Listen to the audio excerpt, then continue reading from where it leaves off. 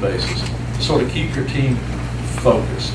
Keep your team focused on sort of where they're going. I mean, obviously, you got to recruit a bunch of people to get people in PFSU, to get them to take the test. I mean, what are you doing, obviously, to get 100 people licensed when there are huge organizations out there, you know, recruiting 100 people a month, but they've only got 20 people licensed this year. So you obviously have a system of keeping people focused on the future. So tell us sort of what you're doing, and then I'll get the guys to cover. Maybe some nuts and bolts on licensing. The company's new success licensing, the coaching system, those components are all things we've been doing for about 18 months. When you really look at the company's process, calling people before, meeting them, I address every PFSU class. We teach it every weekend now. The company is looking for, you know, if you're doing 20, 30, 40, 50 recruits a month, they'll have that conversation with you, having more classes available. We follow up. We have the great David Dowers available for instruction, practice tests, review, seeing where they're at, where they're weak, what they got to do, just getting them on the system, feedback, you know, here's how you get that 80%. You know, we're just trying to touch every part of the system, but it's all about the relationship and them knowing we're here, we work for you, how can we help you get it done fast. Stirring up a little competition, recognizing every Thursday night, every week at the OP meeting, we recognize licenses, production advancements, just making a game out of it, competing. So what I'm hearing you say is that you guys are totally focused on every integral part of the recruiting, training, licensing, PFSU. You're sort of focused on every integral part, and it takes a team effort. You and David, and obviously the staff that you have. I mean, all the team you have. You're totally focused on that one thing, and because you're focused on that, it's going like this. That's what I'm hearing you say. Yeah, we're not where we want to be. We're still, getting it better. We're working out the kinks. But it's work. We've made progress. We're not where we were. We're not where we want to be. But we've just taken action, refined it, gotten better, and shown up every day to make it better. Okay, Thurl, I'll hand you the mic here. You can talk into that. Let me ask you along that same line. You're a relatively new RVP, so you're sort of running your own business now, and obviously you've got a great leader in Kara and David. But along those same lines of getting folks licensed, one of the things that I can recall is that you really, I mean, human nature takes over, and one of the things, don't do today what you sort of put off till tomorrow. And we've always had people say, they'll turn their licensing papers in, and well, I'll do PFSU next week. Oh, I got to get the washing machine fixed, or oh, the kid's got a soccer game, and there's always something that gets in the way. So what are you doing to get your team in the loop, and one of the things we talked about a while ago is accountable to get them into PFSU, get them licensed, pass the test, and so on. So what are you guys doing with that? A lot of what we do with our team is when a person has done their IBA and put that in, we have an orientation that we do one-on-one with the person that recruited them, and if they're very new, of course, it's going to be the field trainer. A lot of times I'm involved, and part of that process is we as a part of our orientation pack, the licensing, pre-licensing paperwork is included. We make sure it's filled out correctly as much as possible, so we don't have delays there. When we get folks on board, and like Kara was saying, a lot of the process and the success now is something where we kind of already doing before, where we go ahead and get people scheduled for PFSU right then, and the closest one possible, because of the classes, basically every weekend. We try to get folks in class like right then. I mean, I have people that are licensed with us now that might recruit on a Wednesday or Thursday. They're in class Saturday. I have a guy, that is really critical. Josh Baranski, who's very, very new with us. He's been with us 30 days, got licensed in 2 weeks. And he got laid off on a Monday, recruited on him a Thursday, was licensed the next Thursday. And it's all about follow-up, because when you do the orientation, and if the paperwork doesn't get in, or if it gets sent back, or something of that nature, then making sure it gets taken care of. Making sure we always have somebody coming by to monitor our people at PFSU. Usually 2 or 3 of our teammates over a couple of days will come by and kind of check up who made it, who didn't make it.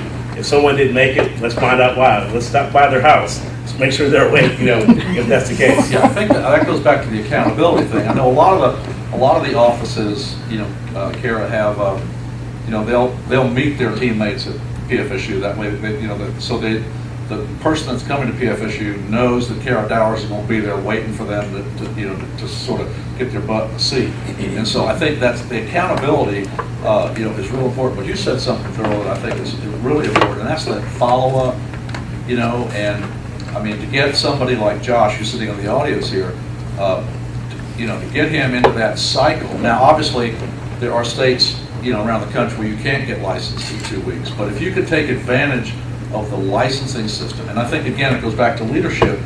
One of the things that we tried to do, and we talked about this just very briefly in one of our little meetings here, is we sort of knew what the system was. We sort of knew, what the little shortcuts were, and what, how we could sort of circumvent some of the things to get our guys, into the PFSU, get them licensed, get them the test, quicker. Eugene, you're a regional leader, is that right? Yes, sir. Okay, so you're on the cusp of becoming an RVP, and so one of the things that you've got to do is you've got to develop your own system. Obviously, you've got great leaders to follow, but tell me, what are some of the things that you're thinking about now, to get to RVP, to get those people licensed, to build your team? What sort of goals do you have and plans do you have, and what are you doing, obviously, every day to sort of put all that stuff in place to get there? Because, obviously you're trying to be an RVP, you're a lifer, you want to do this. I've listened to you speak, I've heard your story, so I know you're one of the great ones. You could be one of the great ones. How are you going to manifest that? What are you going to do to get pushed through regional leader and get to RVP today? Because really, that's really where it's at. So tell us about that. Well, I honestly, Rusty, I think the first key thing for me, and this happened about a year ago, and quite honestly, it started with Brett Burks, and that was understanding numbers. For a long time, I fought the numbers. I thought that I could turn anybody into a regional vice president. See, I had a training background, and so I thought, this person I could turn into an RVP. And then what I started to realize very quickly was you don't turn people into RVPs. You find people that are RVPs and you plug them into a system. So I think once we started to understand that, the power of recruiting, and then the mentality of recruiting, sort of what I talked about today, the business owner mindset instead of the employee mindset, was that once you understand that, you understand the numbers working for you, we've been consistently double-digit recruiting for the last year now. So once I went full-time, we've been double-digit recruiting from the beginning. And once you understand those numbers, if you double-digit recruit every month, you're going to come out with 2 to 3 licensed agents every month. Right. And so I think once you commit to the numbers, then it's just a matter of fine-tuning your processes to get more efficient at coding more people. All right. So I think the 2 things I could sort of add to the conversation is, number 1, we're on top of all of our people all the time. All right. So I know exactly where they are. I've got a list of exactly the 18 people that can get licensed this month, where they are in the process. And then we'll even go to the point to where, I think a lot of people are so scared to study. They've gone through the class. We'll go sit and study with them if I have to. If we have to take that extra step so they feel confident going into the test. We have a lady that just passed her test the other day. I was at her house for 2 or 3 hours, working with her the day before the test so we could make sure that she felt confident going into that environment. I think that's one piece. I think the second piece is to use the bonus to your advantage. So if you get somebody off to a fast start, they've got their 2 recruits, their 2 life sales, and they know they've got money sitting out there, and they get their 4 and 4, they know they've got $500 on the line. Well, that's a huge incentive for somebody to go get licensed. So, once you can use that leverage there, I think that's another huge piece. But I think it's putting all of it together, and then when everything started clicking for us is we understood the numbers, we understood how to close, and I think when you start getting all those things to come together, that's when you can really start building business. Yeah, that makes total sense. And Kara, let me turn it back over to you for a second. But I think that one of the things that we talk about all the time, you got to plug people into a system. But if you plug people into, a system that's not sort of fine-tuned, or a system that's not proven, it's sort of worthless. And I think what I'm hearing Eugene say, it's really important, like going over to this lady's house. Dana's house. Okay, we talked to Dana yesterday. Going over to Dana's house and getting her to get those things. That's what great leaders do. That's what people that are on fire do. That's what people that are confident in the future do. Okay, so Kara, tell us about your system. About how do you move people through the system? What are some of the things that you're doing on a daily basis. Obviously, you gotta recruit them, okay, you know, you get them to come to an op meeting, and what are you doing post-op meeting to get people plugged into the system, to get them licensed, to be able to do the stuff that you're doing? Well, first of all, say we don't have a perfect system and we're not perfect at applying it, but we're better than we used to be. And so it's just, you know, I told Eugene this the other day, I'm like, how come we're not getting more people promoted to, you know, just because we haven't focused and taught on it enough. So that poster in our conference room that you saw, that just went up on the wall about a week ago. I'm like, we just got to get it out there. I mean, I think I'm focusing on it, but clearly we're not focused enough. Right. So, you know, our basic system is we don't really do any cold market stuff with the exception of a few career fairs. We're in a warm market. We get to the kitchen table. Months ago, we got better at taking the front end, the point of contact to where we don't let them leave until we've gotten a list. You know, and you guys, some of you have heard my script where I just say, hey, do you have 10 more minutes? And we get their cell phone down on paper. And I set up the first 2 or 3 kitchen tables and the first 2 or 3 interviews on the spot. So they see results, they see the system, they see how we interface with their warm market. They see that we're professional, we're nice, we're kind. We're going to get out in that warm market. You can be at the kitchen table tonight if you want to be, and tomorrow night if you want to be. So, you know, understanding the world we live in right now is that people don't set appointments for a week from now and keep it. You can't be setting up next Monday after Thanksgiving and think you're going to do that appointment. In reality, you're not.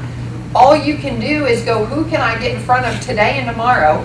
Tomorrow be thinking about who can I get in front of Monday and Tuesday. We all know Wednesday, the vast majority of people, they say they can meet, but they go, oh, I forgot I got to go to Kroger and get all my pumpkin pie and my turkey. We know that going in, but we can call today and get in front of somebody in the warm market if we choose to take control of it. We're in a different world than we were 15 years ago where people set an appointment and kept it. So we understand that. We understand that you know, some people, they're going to fall out of that system and they may not even be around tomorrow to go do that appointment. That's just the world we live in. People don't follow through. We've got to understand that for what it is. I'd rather find out in the first 24 hours that they're a flake than find out 6 months later they're a flake. That's true. Right? Let's figure that out now, right? And then we you know, we get them to the meeting, and we got to get better at this, getting commitments to get people to the meeting. Everybody comes to a meeting. It's not just people that we're going to recruit.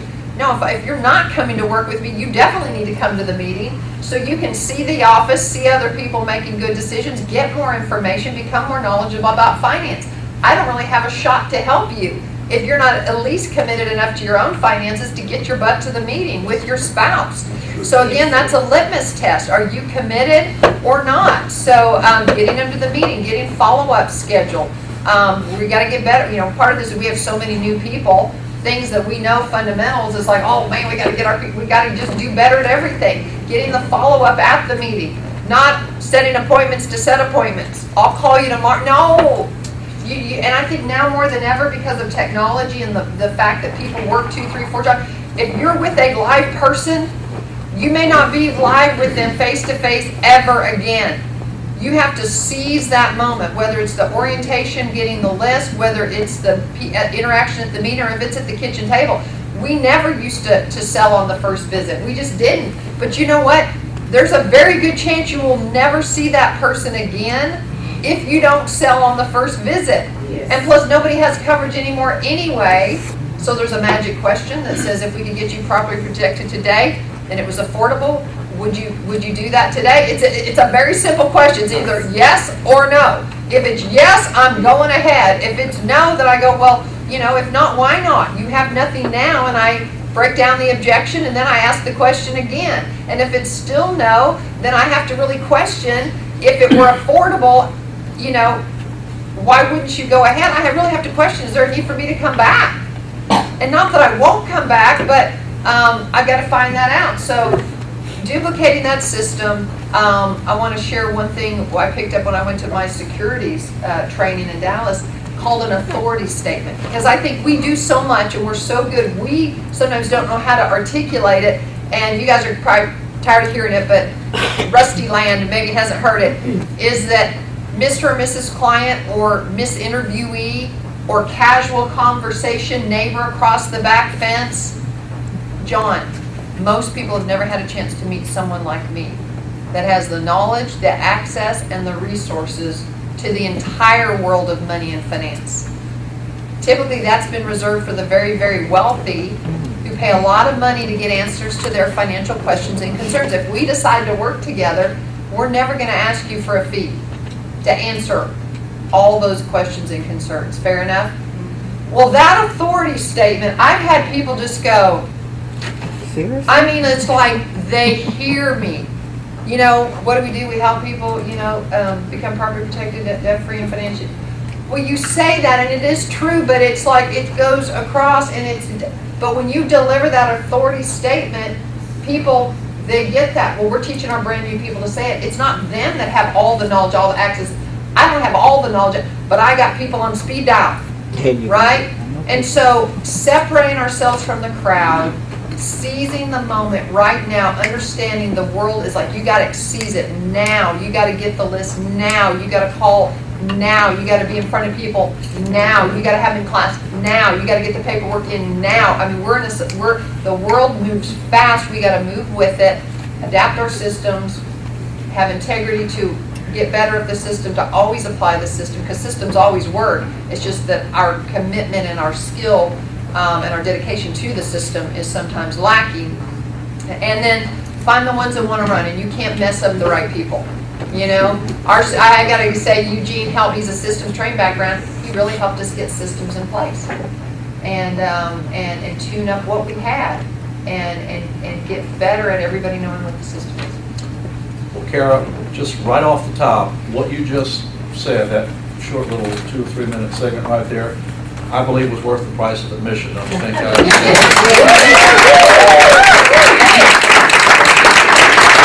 You articulated it so well. Where were you when I needed you? Because one of the things, truly, what Rusty Crossan tried to do was he always tried to separate himself from everybody else. And, you know, I mean, I didn't articulate it like you did, but I would always try to let people know that number one, the company was different and that I was different. And that the things that I would say to you and the products and services that I would offer to you, I was worth it. And I would, you know, I was worth it, but I have to prove that worth to you. So therefore, that's why we need to sit down and talk. So I sort of preempted it that I was worth it, but I had to prove to the people that I was worth it. That's how I was trying to get my appointment. But you did it just a wee bit better than I did back then. Okay, Thurl, here's, and Eugene, I'm going to give you the same questions as we close this segment. Okay, you're a new RVP. You've got a whole new world open to you out there. What advice would you give to the folks out there? We probably have a lot of new RVPs, you know, out there in the audience, or guys and gals that are just sort of, you know, maybe even they're struggling a little bit with this. What advice, you know, could you give them to sort of get them sparked to really get this thing moving in a big way? Because obviously, as a new RVP, you're excited. It's like Christmas, you know. You get to open up a present. Here I am, you know. I get to play with the toys for a while, okay. But you know, then the toys sort of get old. They get broken. They put aside, you know. And maybe you hit a lull. Maybe you haven't gotten there yet, but you'll get there. So what's some advice to the team out there? What would you say to them as new RVPs? You know, just to sort of get things going. What would you tell them to do? Rusty, that's a great question, because I know that when we first got promoted, it was like December 20th, so it was almost the end of the year. And so my first full month as RVP was January of last year, and it's brand new, and it's, you know, you're like a deer in the headlights. And so with our MIT class was that April, and you're looking at, you know, you're in this room with 80 or 90 or 100, however many it was, other RVPs that just got promoted. And the first thing that you have to get over is that little voice that says, "Do I really belong? Can I really make this happen? Can I really do this?" Yeah, and I think you're just sort of doubting yourself. Right. And so one of the first things that John Addison addressed this, and this goes back to answering your question, is if you made it to this point, you deserve to be here. If you made it to this point, get that out of the way so that you can get focused on building a business, because your business doesn't start until you become a regional vice president. I remember that when we gave up our replacement, I think we were down to maybe about 11 codes. Now we're up to about 45, 46 codes in about 22 months. And not that that's spectacular, but the mentality was, okay, we're now RVPs, we're representing the Dowers hierarchy, we're representing the company, there's so many people counting on us. We have to really go to work now because the spotlight is on you as a new RVP. So the first thing that I focused on was making sure I stayed personally productive and personally accountable. And not in the long term, that's what you want to do for years and years and years and years and years. But there's a period of time where you've got to be the best personal recruiter. You've got to be the best person getting out and doing appointments. Absolutely true. And so over that time, there's been several times where in our builder schools and things of that nature where, I've had to be, I've been in the top 5 or 10, whatever, in personal premium or personal recruits. But the point is, when your team sees that, and these are brand new people that don't know anything about anything, and if the coach of that team is rolling up their sleeves and getting to work and making it happen, it leaves very little room for misinterpretation that you get here without doing the work. So for a new RVP that's out there, fairly new, and they're saying, okay, I've hit that plateau or hit that wall, get excited about your opportunity to build it again, because you don't really start the thing until you get to RVP. And the opportunity, like you were talking about last night, thank God for the opportunity to be able to now cut the light on and build your business. Right. So that's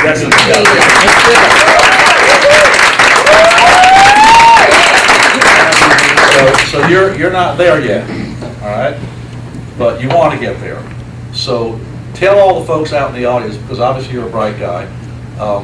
Tell all the folks out there in the audience sort of what you're doing to position you and your team, to get through that threshold of becoming an RVP.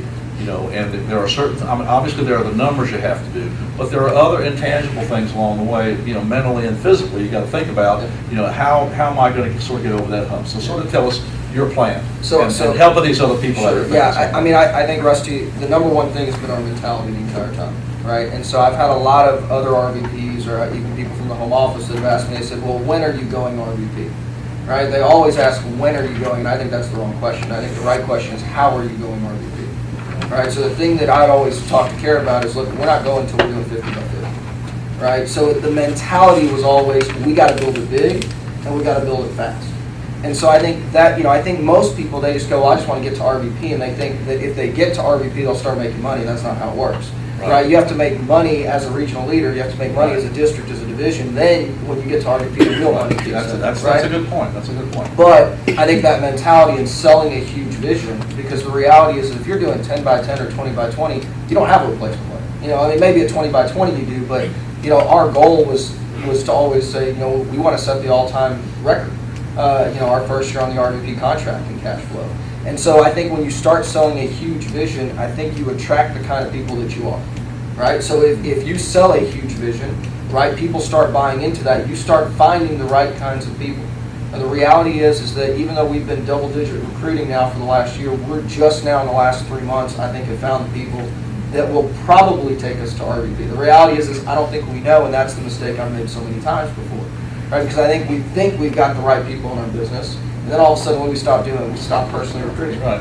And so this has happened 3 times in my business, and I said, no more.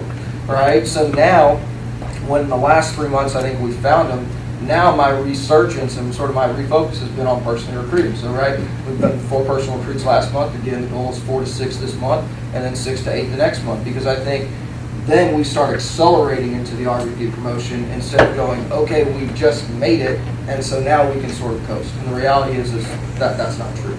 And so I think the mentality has been the biggest thing, is that you got to build it big. You can't just coast to RVP. I think I've seen a lot of people take RVP promotions, and then I watch them struggle, and that's not what I want. I'd rather build it and have it solid, and it's that mentality of selling that big vision. I love what you just said. I love what you just said about coasting to RVP. That's I think if anybody's got that mentality, they're missing the boat. You don't coast to RVP. RVP, you got to you gotta go do something, you know, do that, and beneficial, that's kind of. No, I think that was it. Okay, well, you know, just, and just a reflection, and we'll let you all go, we'll finish up here. But you know, the key, I think, in building a business is, you know, Art always taught us that attitude was everything. And as we were telling the group this morning, I've always believed that this business is about how you feel and about what you do about how you feel. And so if you feel there's a calling for you to go out there and be somebody and do something and become an RVP and build a business, I mean, that's what you're gonna go do. You know, and if you're just in this thing, you know, just to make a few extra bucks, you know, and to sort of, I mean, this is not like the Moose Lodge or, you know, you know, the Lions Club. I mean, don't please, no cards, no letters. Okay, this is not a mutual admiration society, okay? All those things are great, but this is a business. And so we want you to be in this thing and go to work. And what you guys have talked about today, you know, your authority statement thing, I mean, that's something that's going to stick with me, and I'm going to start talking about that. Thank you for sharing that, Kara. So we've got, you know, a lot of work to do. We've got things we got to do. You know, one of the things that, you know, Art always talks about, you know, life's a pain in the butt. And life will basically, you know, give you whatever you're willing to accept. And if you're not willing to accept certain things, then you got to figure out a way how to get around them, get through them, get over them, and get past them. And I think you guys are doing such a great job at that. You're role models, you know, for the rest of the company. And so we're really grateful to have you on the team. Thurlow, Eugene, Kara, you guys have done a great job. Thank you for being with us. Can I add one thing, Yes, you Rusty? may. We're gonna represent you in the hierarchy on PFN. Oh, that's right. You can. December 3rd. That's right. This group right here. Right. And we want to take as many Arkansans as we can and Texans that want to drive from here to Atlanta, fill up the studio audience. Okay, When we great. broadcast live, and go tour the old home office and then go tour the new home office. So put that on your schedule, Sunday the 2nd, come home the evening of Monday the 3rd. And I'm sure you're going to tell the audience there at PFM that Rusty Cross will taught you everything you know.